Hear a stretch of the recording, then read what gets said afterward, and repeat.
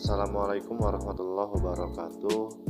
Baiklah, perkenalkan, nama saya Febrian Bayu Sentosa, NIM 20681021, Prodi Ekonomi Syariah 5A. Baiklah, di sini tugas ini dibuat untuk memenuhi tugas Lembaga Keuangan Syariah mengenai tentang pasar modal syariah. Baiklah, yang pertama saya akan menjelaskan mengenai konsep dasar pasar modal syariah. Pasar modal syariah secara sederhana dapat diartikan sebagai pasar modal yang menerapkan prinsip-prinsip syariah dalam kegiatan transaksi ekonomi dan terlepas dari hal-hal yang dilarang seperti riba, perjudian, spekulasi, dan lain-lain.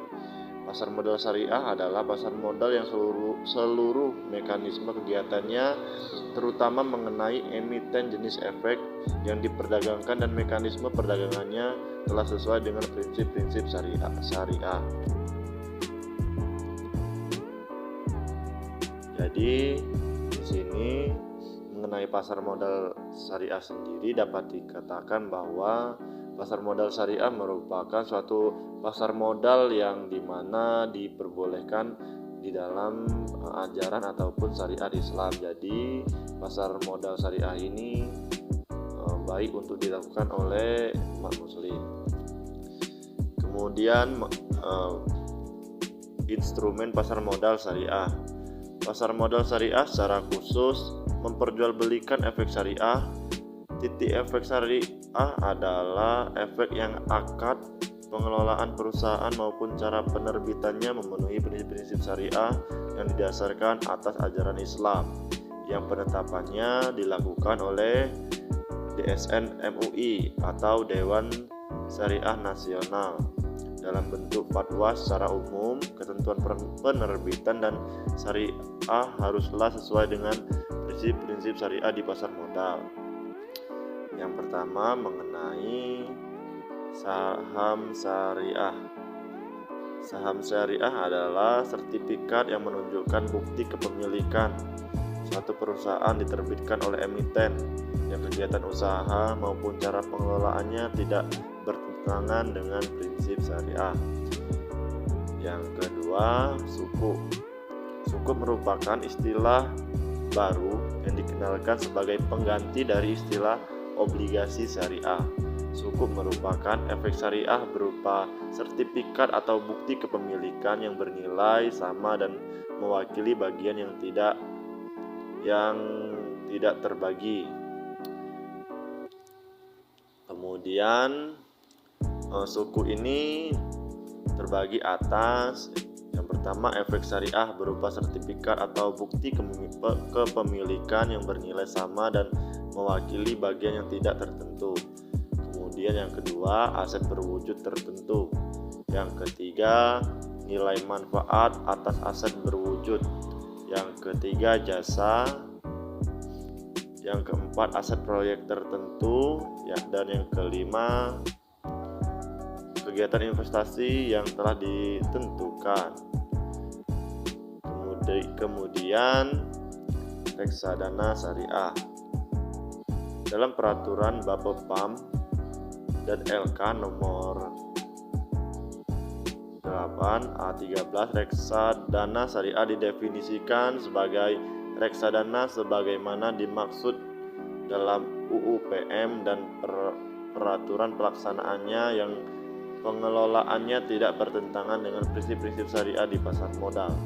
Reksadana dirancang sebagai sarana untuk menghimpun dana dari masyarakat yang memiliki modal, mempunyai keinginan untuk melakukan investasi, namun hanya memiliki waktu dan pengetahuan yang terbatas. Jadi reksadana syariah sendiri yaitu pengumpulan ataupun penghimpunan dana dari masyarakat dan penyalurannya itu memiliki jangka waktu yang terbatas.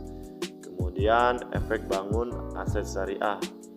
Efek bangun aset syariah adalah efek yang diterbitkan oleh kontrak investasi kolektif EBA syariah yang portofolionya terdiri aset keuangan berupa tagihan yang timbul dari surat berharga komersial, tagihan yang timbul di kemudian hari, jual beli kepemilikan aset fisik oleh lembaga keuangan, serta efek bersifat investasi yang dijamin oleh pemerintah.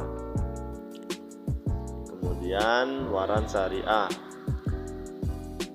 Fatwa DSN MUI nomor 66/DSN/MUI-3/2008 tentang waran syariah pada tanggal 6 Maret 2008 memastikan bahwa kehalalan investasi di pasar modal tidak hanya berhenti pada instrumen efek yang bernama saham saja, tetapi juga pada produk derivatifnya. Jadi pengeluaran waran syariah oleh DSN ataupun Dewan Syariah Nasional ini menunjukkan bahwa saham syariah ini dapat diperjualbelikan dan kehalalannya tidak diragukan lagi.